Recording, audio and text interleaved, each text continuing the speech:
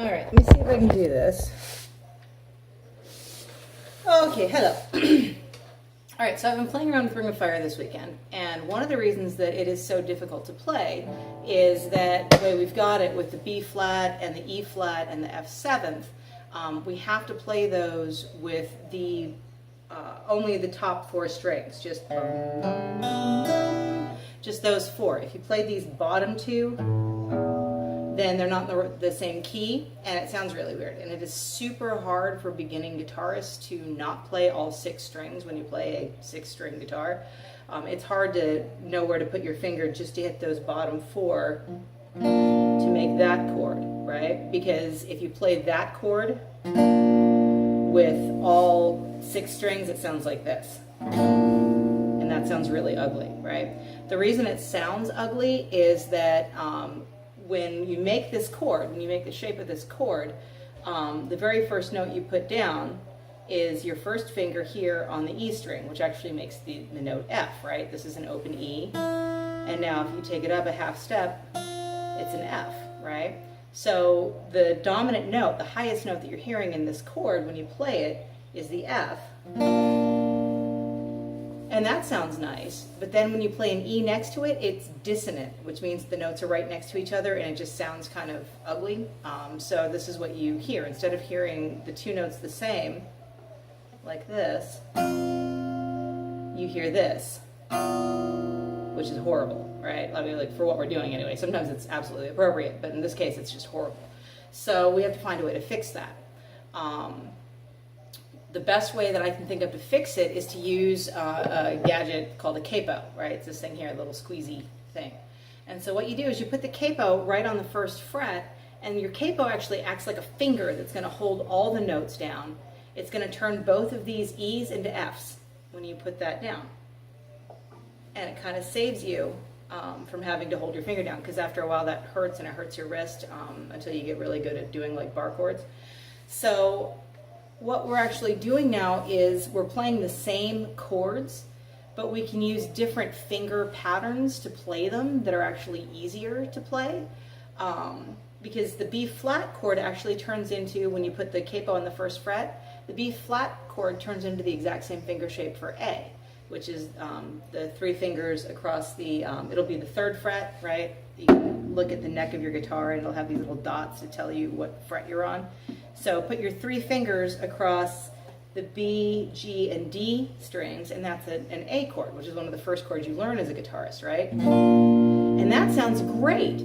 That's the same thing as B flat, but now these bottom two notes have been lifted half a step, and everything is in the right key for this song. So now instead of playing a B flat, we can play an A and get the exact same tone, but using all the strings. Ah, isn't that nice, right? Same thing with the E flat. We can now move that over to the D shape, right? And you guys should all know a D. Again, that's a very basic beginner guitar chord. So if we, instead of playing B flat, E flat, B flat, play A, D, which kind of looks like the triangle on the E, the B, and the G, then we've got the exact same chords, but lifted up half a step just by putting that capo down. And so it makes it a lot easier to play. So now the only other chord we have to learn for this song, since we already have A and D, is the F7th. And it's I put it down in the sheet music as an F7th. It's kind of modified a little bit, and I'll show you what I did. So probably easiest just to do this. Actually, to write this backwards so that it would show up right on the phone. But this is what your F7th chord is going to look like. Okay, you've got your capo across the first fret. Okay, you can see that. Second fret, your index finger is going to go on that third string up, your G, at that second fret. At the third fret, your middle finger is going to go on the D string at the third fret. And then either your pinky or your ring finger, depending on how strong those fingers are. I tend to use my pinky because my ring finger is still strong. But you can put your pinky on the B string at the fourth fret. And that's the shape for your F7th chord with the capo. So it ends up sounding like this. I'll let you look at that for like one more second. You might want to pause this and just draw this out. It might help you to see it. Or whatever. So you do however you need to do it. So what we're doing now for this F7th chord is you've got one finger here, right? 1, 2, 3 strings up. Your middle finger 4 strings up on the next fret down. And then I will use my pinky on the B string, which is the 2nd string. Right? So it looks like that. And that's your lovely F7th chord, right? I love 7th chords. Remember we talked about that tension with the 7th chords? That's what that is.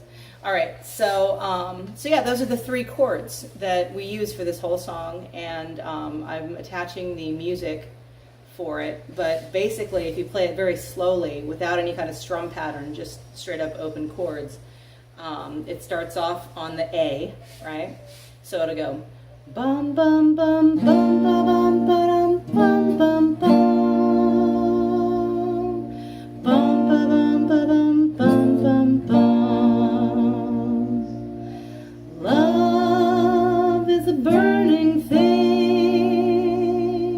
and it makes a fiery rain. Bound by wild desires, I fell into a ring of fire. Chorus. I fell into a burning ring of fire. I went down, down, down, and the flames went higher, and it burns, burns, burns. The ring of fire, the ring of fire. And that's basically it. Once we start playing with the rest of the band, we might be able to put in a little strum, so it's like bum bum. Let me get in the right key. Bum bum bum bum bum bum bum bum bum bum bum bum bum. Love is a burning thing, and it makes a fiery rain. Bound by wild desires, I fell into a ring of fire. I fell into a burning ring of fire. I went down, down, down, and the flames went higher, and it burns, burns, burns. The ring of fire, the ring of fire. Anyway, that's it. So practice and have fun with it, and I will see you at the next rehearsal on Thursday morning. Talk to you soon. Bye.